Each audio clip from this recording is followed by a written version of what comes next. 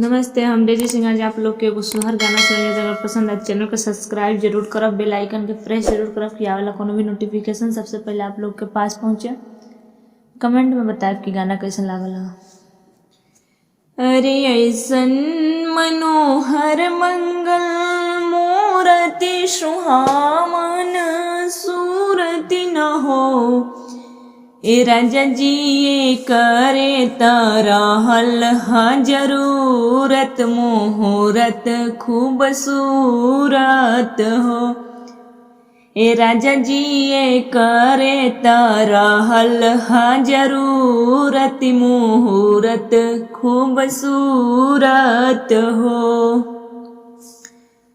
अरे बबुआ हमार महाराज होई है, राजा धीराज होई है हो। ललना धातु में हीरा पोखराज होई है, सिरावा के ताज होई है हो। ललना धातु में हीरा पोखराज होई है, सिरावा के ताज होई है हो। ए राजा जी ये करे तरहल हा जरूरत मुहूर्त खूबसूरत हो।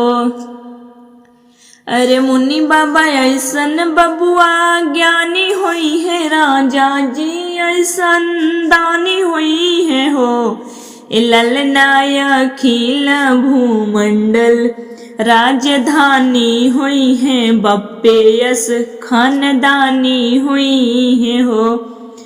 ललनाय अखिल भूमंडल राजधानी हुई है, बप्पेयस खानदानी हुई है हो। ए राजा जी ये करे तरहल हा जरूरत मुहूर्त खूबसूरत हो।